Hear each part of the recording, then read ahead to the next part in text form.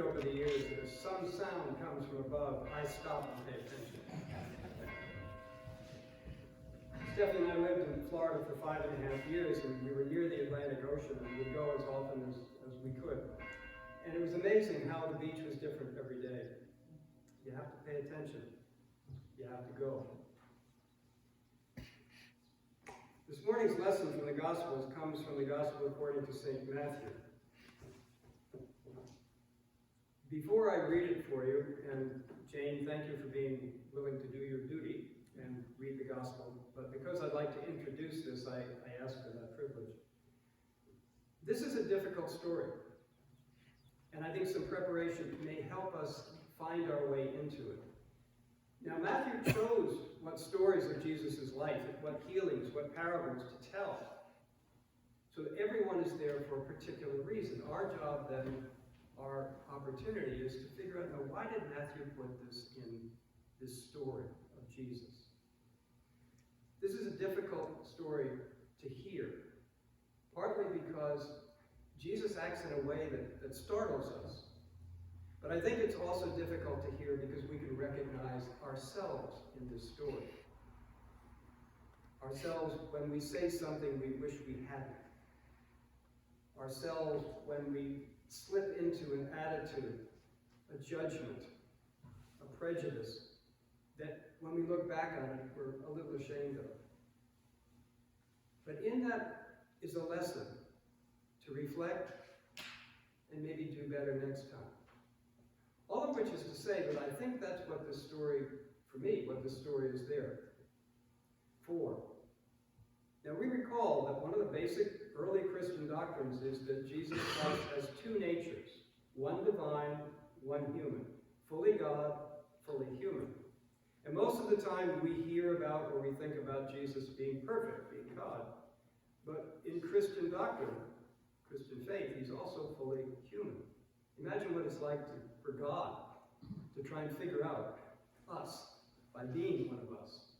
This mixture we have of where we can heal people, but also we can hurt them. We can love people, and we can also be very angry with them. So in this story, there are two opportunities. One is almost missed by Jesus.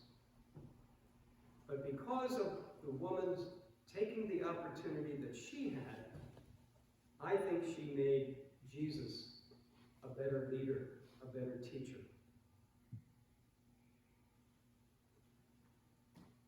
And so they both saved each other. Jesus left that place and then went away to the district of Tyre and Sidon. Just then a Canaanite woman from that region came out and started shouting, "Have mercy on me, Lord, Son of David. My daughter is tormented by a demon." But he did not answer her at all. And his disciples came and urged him, saying, "Send her away, for she keeps shouting after us." He answered, "I was sent only to the lost sheep of the house of Israel." But she came and knelt before him, saying, "Lord, help me." He answered, "It is not fair to take the children's food and throw it to the dogs." She said, "Yes, Lord, yet even the dogs eat the crumbs that fall from their master's table." Then Jesus answered her, "Woman, great is your faith. Let it be done to you as you wish." And her daughter was healed immediately.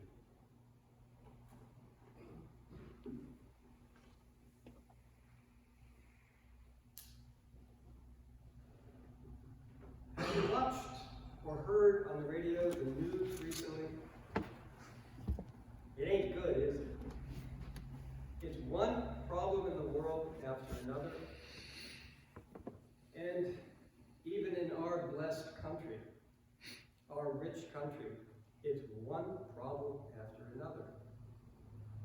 And so even the most positive and optimistic among us might have a day when they'd say, I don't want to hear anymore.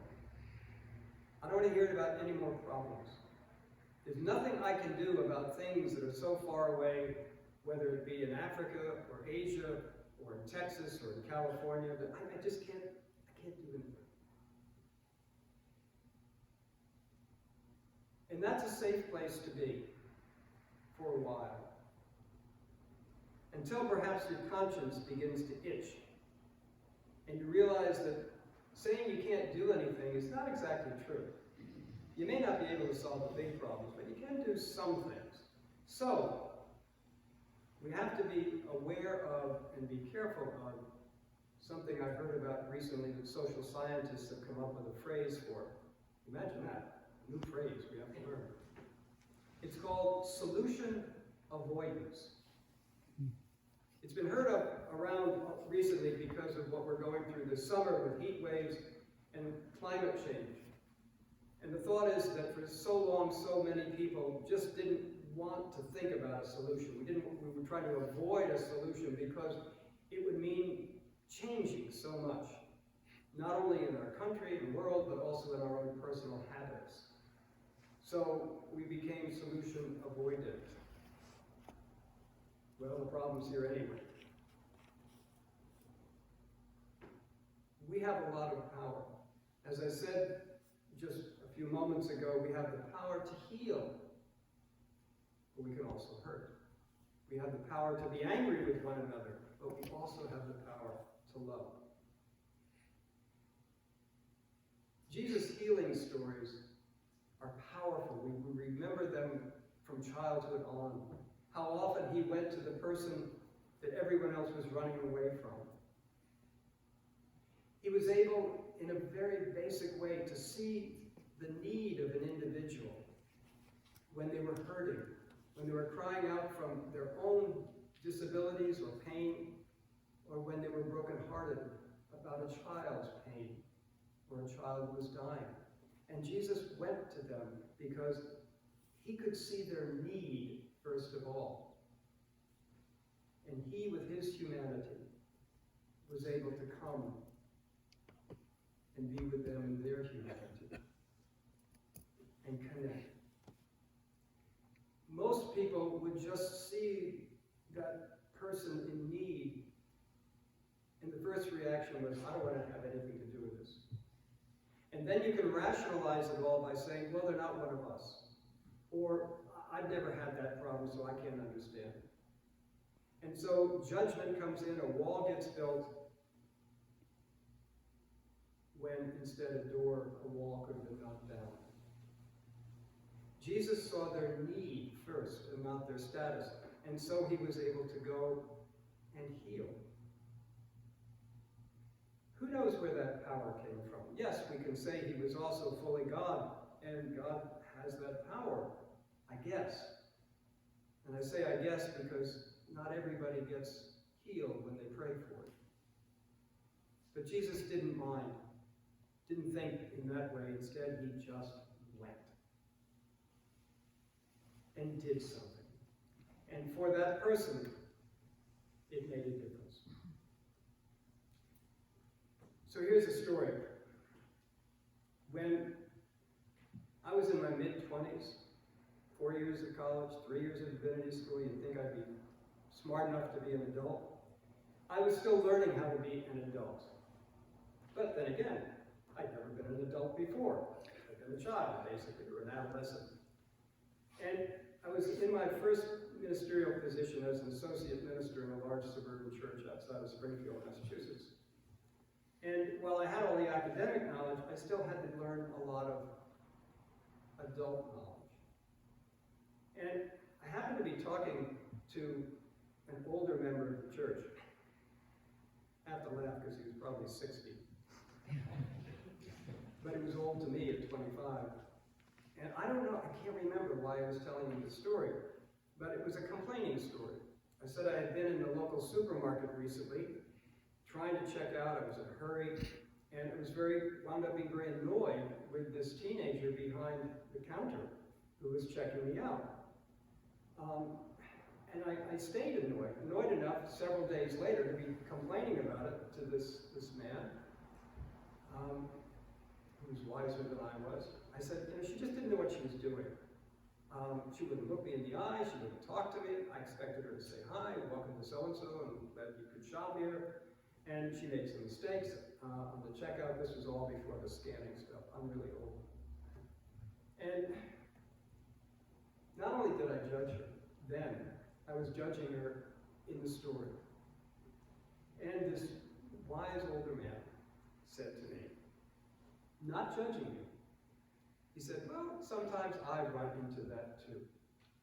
And I try and think, well, why is she acting that way? Maybe the boss just came over and yelled at her. Or maybe she's brand new and feeling very insecure at this big job with everybody coming in line and being in a hurry.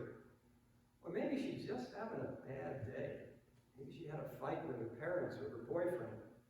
So he said, here's what I do when I see something like that. I strike up a conversation. I smile and I ask how her day is going. And then if she's willing to tell me, I will listen. And then I try to say something at the end that will make her smile. Maybe I'm just one customer, but I'd like to be the one that made her smile among all the others. This man was the president of a very large bank, Farmers Credit Bank, which is, I believe at the time, was national. He had a very high position. He didn't have to be nice to everybody. He didn't have to be nice to anybody. He was the president of the bank. He had to give orders. And yet, he was one of the kindest people I knew at that time in my life. For that story and for many other things that he said to me and did for me. I like to think that he learned that because he was working with farmers a lot. And he had to listen carefully. And he had to not judge, but try to understand. And when he could, try to help lift up somebody who may be in difficult financial situation. Farming's not easy. He had a kindness that turned into a wisdom that he shared with me, and I never forgot that. And I still try to do what he advised me to do long ago, which is when you can, try and make somebody smile who's not smiling. You may not be able to solve the world's problems, but next time you're in the supermarket, at the checkout counter, next time you're in a restaurant, and somebody's serving you, taking their time and not getting paid well, the next time the UPS or FedEx or some delivery guy comes to the door on a hot day like it was last week, try to make them smile. Because you don't know the day that they've been having, but you can make it a little better. And if you order a pizza and the guy rushes to get it to you while it's still warm and delicious, be nice to the pizza dude. Because he's trying the best he can and he's getting probably a lot of complaints, but you can make that difference. It's not just something you have to do, not just something you may choose to do, but as the woman saved Jesus that day, you can also be saved by being nice to somebody else. Because this is what we're here to do. And that's what Jesus, our teacher, tells us. That God just wants us to try and save people when we can, so that we can be saved from hurting, being angry, and judging. So, what are you going to do this week? You're going to make somebody smile, or I'm going to come find you. Let us take a moment to think and reflect on this message, this lesson.